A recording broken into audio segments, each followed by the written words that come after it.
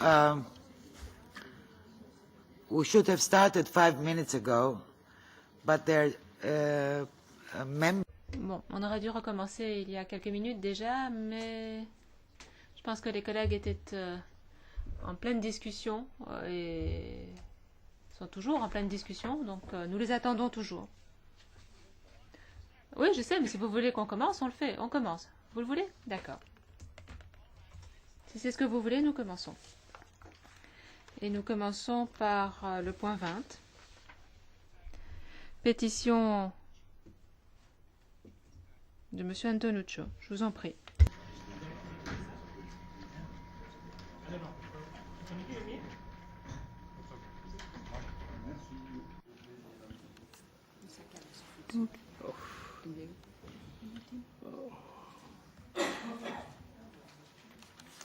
Yes. No, it's not this. Sorry. Yes, no? Oui. Alors, non, excusez-moi.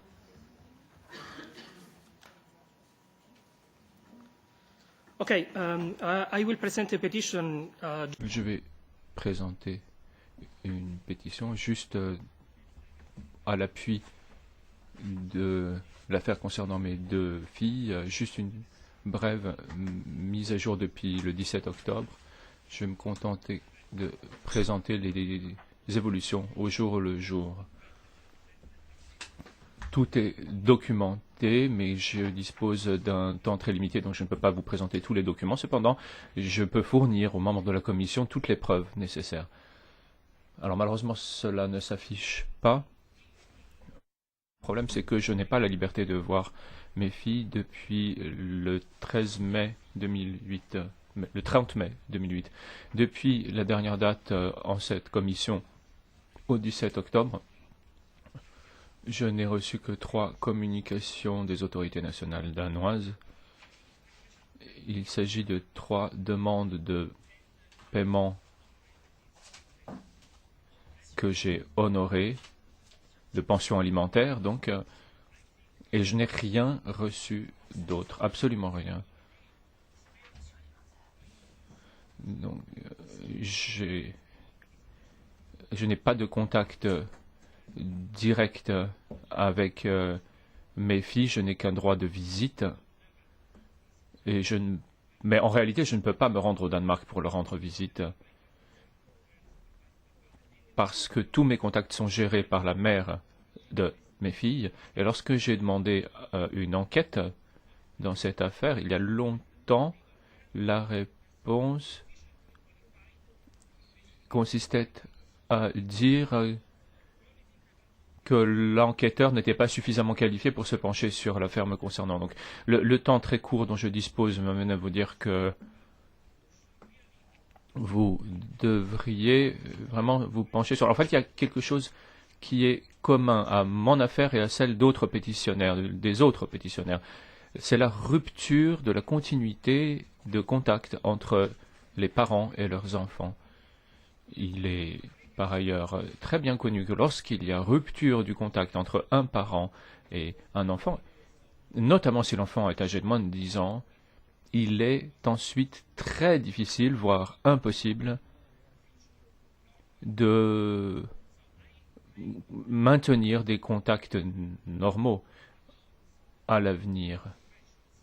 Donc les différentes conventions applicables aux droits de l'enfant, notamment l'article 10.2, que je ne peux malheureusement pas afficher maintenant, est ainsi enfreint. Et dans mon cas, en tout cas, l'article 21.3 de la Convention de la Haye est également enfreint, alors que le Danemark est signataire des deux conventions. La dernière chose que je voudrais dire est en forme de plaidoyer. Je crois qu'il ne faut pas céder en la matière, parce que les leçons que nous avons apprises... c'est que... Non, attendez. Ah, merci. Peut-être que si nous avons un instant, oui. C'est un fichier PDF, en fait. Okay. Is this one? No, this second. Yes, please. And I jump directly to the conclusion. Okay. Alors,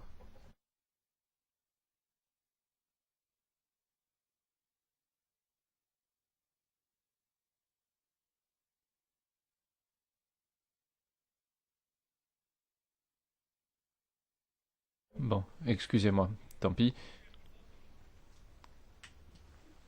Page down. It's messed, okay. No, it's another thing, this. Bisogna aprire no, Ah, a destra. okay. So this is not, okay, yes.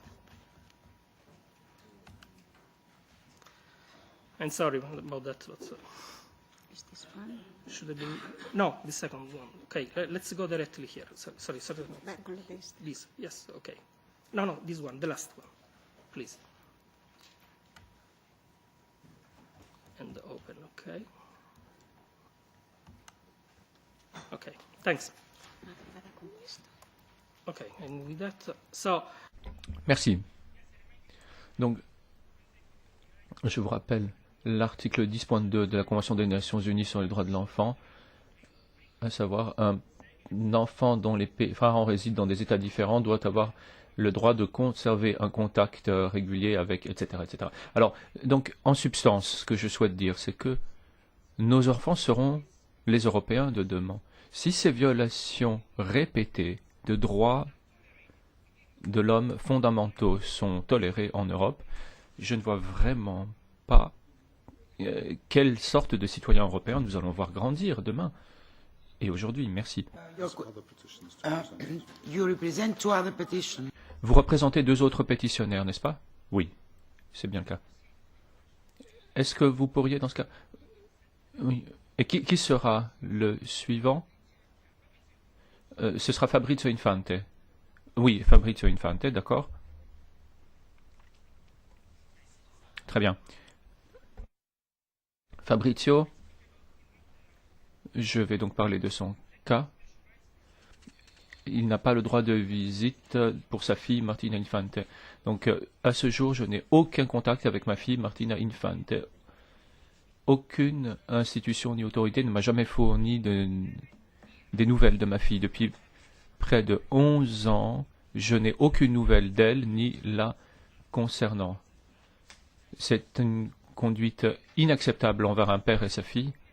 Pendant toutes ces années, sa mère n'a cessé d'essayer d'effacer toute trace des relations entre ma fille et moi-même et ma famille. Le nom de famille de ma fille a été modifié sans mon consentement. Elle a été baptisée sans mon consentement également, bien qu'elle l'ait déjà été précédemment en Italie. Le Danemark a empêché toute relation entre moi et Martina.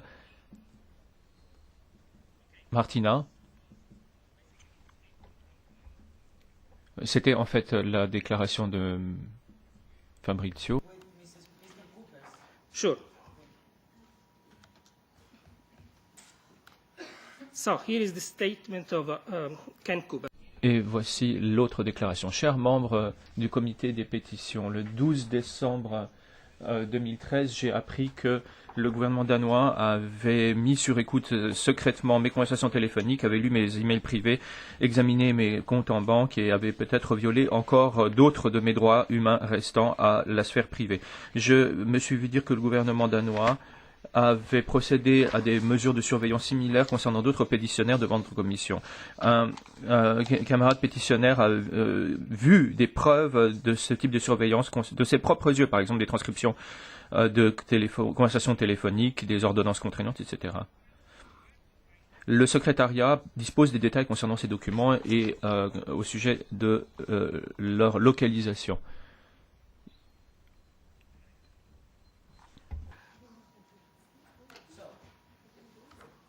I'm sorry.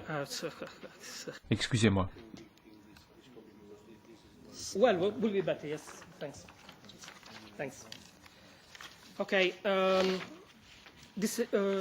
ask this committee to... Je demande à cette commission de demander officiellement à Madame Helle Thorning-Schmidt, Premier ministre du Danemark, des copies de tous les documents relatifs à toute forme d'espionnage du gouvernement me concernant et concernant d'autres pétitionnaires devant cette commission. Je demande également à la commission de prendre deux mesures additionnelles. Premièrement, je demande au Parlement européen d'imposer des sanctions économiques contre l'État membre et le Danemark pour un montant minimum de 500 millions d'euros. Le Parlement européen, s'il peut imposer des sanctions financières à un État membre pour violation des quotas en matière de pêche, comme cela a été dans le cas dans le passé, devrait pouvoir le faire en l'espèce aussi. Deuxièmement, je demande à la Commission de déposer une pétition de groupe en notre nom auprès de la Cour européenne des droits de l'homme et de la CEJ.